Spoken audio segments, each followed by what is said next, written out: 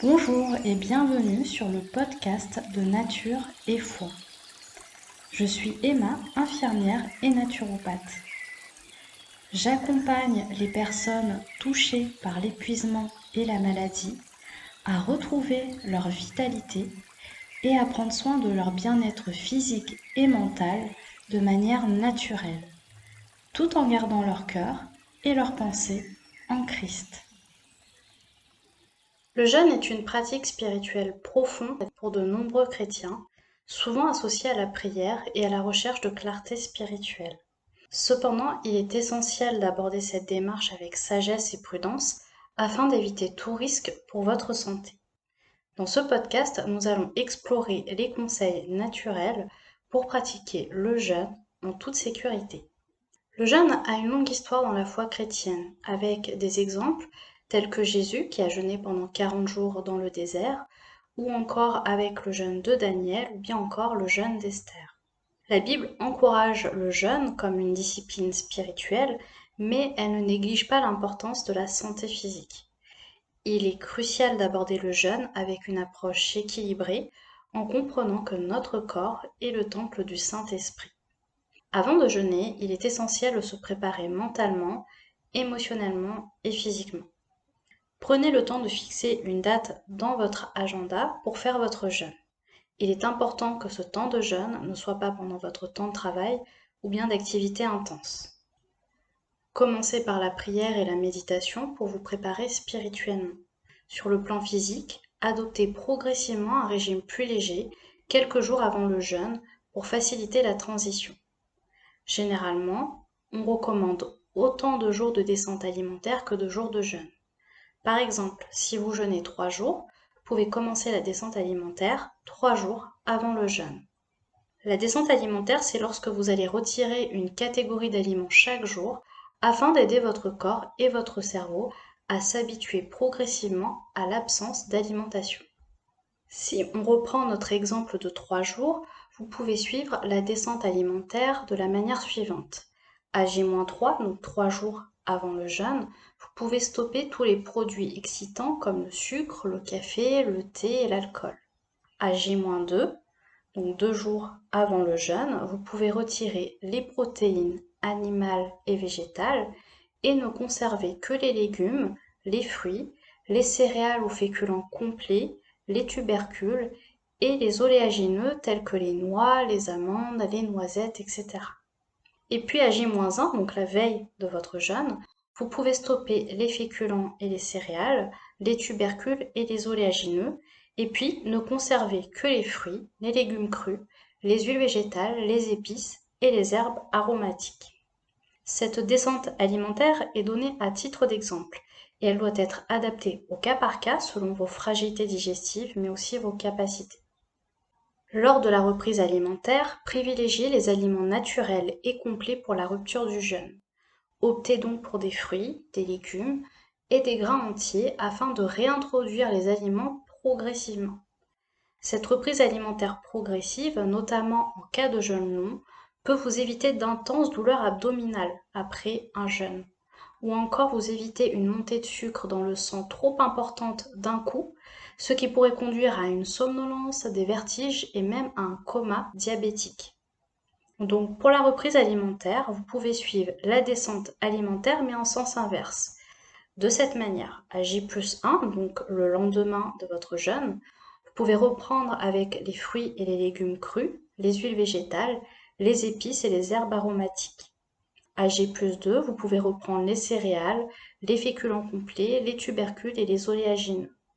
Et enfin à J+3, vous pouvez reprendre les protéines animales et végétales. Si vous le pouvez, reprenez les excitants, sucre, café, thé, alcool, etc. le plus tard possible, car ce sont des produits acidifiants. Mais encore une fois, il n'y a pas de règle stricte, suivez votre ressenti et respectez vos limites. Pendant le jeûne, assurez-vous de rester bien hydraté. Boire de l'eau, des tisanes ou des bouillons légers est essentiel pour éviter la déshydratation. Si l'eau et les tisanes ne sont pas suffisants, vous pouvez dans ce cas consommer un bouillon de légumes crus en fin de journée lors de votre jeûne, pour préserver les vitamines On vous recommande le bouillon de légumes cru, car ce bouillon de légumes va préserver les vitamines et les minéraux, alors que si on chauffe le bouillon, les vitamines et les minéraux vont être altérés.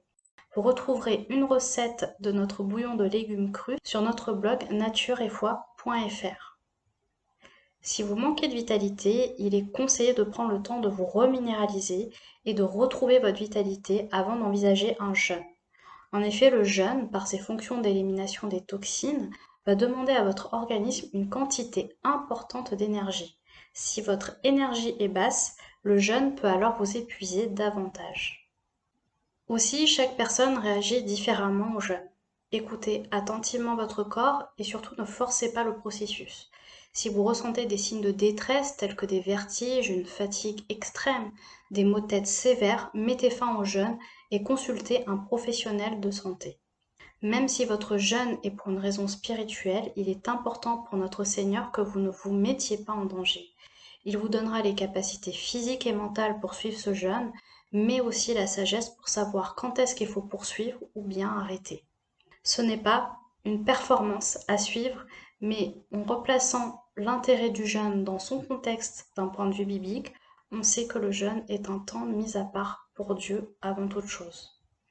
Notre alimentation moderne est très loin de l'alimentation brute et naturelle des personnages bibliques de l'époque. L'alimentation industrielle, transformée et riche en sel, en sucre, en graisse, a modifié notre rapport à l'alimentation et notre organisme s'est adapté et en est même devenu addict, malheureusement. C'est pourquoi certaines personnes peuvent trouver le jeûne difficile à suivre et peuvent même risquer de se mettre en danger en voulant insister malgré les symptômes. Alors ne culpabilisez pas si vous n'y arrivez pas. Vous pouvez suivre les conseils donnés dans ce podcast, vivre au mieux votre jeûne et justement limiter l'apparition de ces symptômes. Ou bien vous pouvez aussi nous contacter si vous souhaitez être accompagné. Notre rôle est de mettre avant tout le jeûne thérapeutique au service du jeûne spirituel. Un jeûne bien vécu physiquement et mentalement nous permet d'être mieux disponibles devant Dieu pour l'écouter et suivre sa volonté. Le jeûne thérapeutique possède de nombreux bienfaits pour la santé, mais c'est aussi et avant tout un moyen de passer du temps au pied de notre Maître et Seigneur Jésus-Christ. Maintenant, on sait aussi que certaines personnes devraient éviter de jeûner, à moins que le Saint-Esprit vous le demande, mais vraiment soyez sages et prudents pour éviter tout risque pour votre santé. Si vous êtes atteint de diabète, de cancer, de maladies cardiovasculaires, de troubles compulsifs alimentaires, de fatigue extrême, d'épilepsie, de maigreur, d'obésité, de troubles métaboliques, d'insuffisance rénale ou hépatique, d'ulcères, de sclérose en plaques, de troubles psychologiques sévères, si vous êtes enceinte ou allaitante, etc., nous vous déconseillons de jeûner ou bien de demander l'avis de votre médecin et d'être accompagné dans ces cas-là. Lorsqu'on connaît l'intérêt du jeûne d'un point de vue biblique, et d'ailleurs Simeon vous partagera un podcast sur le sujet très bientôt, nous savons qu'un cœur obéissant vaut mieux que les sacrifices, et que ce temps sert à nous mettre à part pour Dieu. Alors si vous ne pouvez pas jeûner, il existe d'autres façons de jeûner. Par exemple, diminuer votre consommation de sucre, faire une digital détox et stopper les réseaux sociaux pendant un temps. Je l'ai fait récemment et ça fait énormément de bien, je peux vous le garantir. Vous pouvez aussi faire un jeûne intermittent ou bien stopper un peu plus tôt le soir les films ou les séries, ce qui vous permettra de passer un peu plus de temps avec le Seigneur. Ce qui m'amène à la question suivante, qu'est-ce qui dans votre vie vous prend du temps inutilement et qui pourrait être utilisé pour passer du temps avec lui? Alors bien sûr, la nourriture n'est pas du temps inutile, mais on sait que le jeûne va être un moyen justement de renoncer à l'alimentation, à renoncer à soi pendant un certain temps pour pouvoir passer du temps avec le Seigneur. Mais il existe d'autres temps que nous passons de manière inutile finalement, ou qui ne sont pas forcément des choses vitales pour nous, et qui pourraient être utilisés dans un premier temps pour passer du temps avec Dieu. Le jeûne n'est pas seulement une pause pour le corps, mais aussi pour l'esprit. Priorisez le repos et la méditation pour permettre à votre esprit de se détendre. La prière et la méditation de la Bible peuvent être particulièrement bénéfiques pour combiner la spiritualité et la relaxation physique. Vous pouvez aussi prévoir des moments doux et agréables pendant votre temps de jeûne, faire par exemple une marche dans la nature, écouter de la louange, écrire une lettre à Dieu, prier pour vos proches, lire la Bible, faire une liste de bénédictions que Dieu vous a accordées pendant l'année. encourager quelqu'un, etc. Si vous avez des engagements sociaux, il est important de communiquer votre démarche de jeûne à votre entourage. Cependant, nous vous recommandons de prendre vos dispositions afin d'éviter les engagements sociaux pendant votre jeûne et de consacrer tout votre temps au Seigneur, au repos et à la méditation. Prenez vraiment ce temps à part pour lui et pour vous. Enfin, avant d'entreprendre un jeûne prolongé, nous vous recommandons de consulter un professionnel de santé, en particulier si vous avez des problèmes de santé préexistants. Les professionnels de santé peuvent vous guider pour vous assurer que le jeûne convient bien à votre situation spécifique. En ce qui nous concerne, nous avons créé un guide pratique complet sur le jeûne et que nous sommes heureux de vous proposer. Dans ce guide de plus de 50 pages, vous découvrirez l'intérêt du jeûne d'un point de vue biblique, mais aussi thérapeutique. Vous aurez le protocole détaillé et à adapter selon vos besoins et vos envies spécifiques pour jeûner en toute sécurité avec le détail de la descente alimentaire et de la reprise alimentaire. Vous aurez également les recommandations de plantes et de compléments alimentaires pour vous préparer au mieux au jeûne, ainsi qu'une vingtaine de recettes d'alimentation vivante riches en vitamines et en minéraux pour préserver votre vitalité. Vous retrouverez également dans ce guide la conduite à tenir en cas de symptômes lors d'un jeûne, par exemple des maux de tête, des vertiges, des inconforts digestifs, des palpitations cardiaques, etc.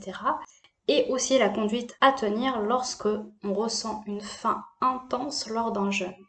Ce guide a été conçu pour vous aider à vivre au mieux votre jeûne et ainsi vous permet d'être mieux disponible devant Dieu pendant votre temps de jeûne. Le jeûne thérapeutique vient, comme je l'ai dit tout à l'heure, au service du jeûne spirituel et c'est seulement dans ce sens que nous désirons vous accompagner à travers ce guide pratique. Il n'y a pas de remède ou de technique miracle, seulement notre Dieu capable de faire des miracles. Notre prière est que vous puissiez vivre une expérience riche et abondante avec notre Seigneur à travers le jeûne. Vous pouvez également bénéficier d'un accompagnement personnalisé pour suivre un jeûne en toute sécurité en prenant soin avant tout de retrouver votre vitalité, de détoxifier votre organisme et de le renforcer.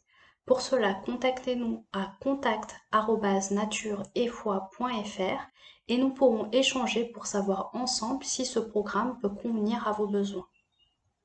En conclusion, le jeûne peut être une expérience spirituelle profonde et enrichissante lorsqu'il est pratiqué avec sagesse.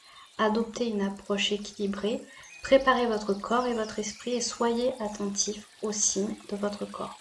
En suivant ces conseils naturels, vous pouvez jeûner en toute sécurité, en nourrissant à la fois votre foi chrétienne et votre bien-être physique. Je vous dis à bientôt pour le prochain podcast. Soyez bénis!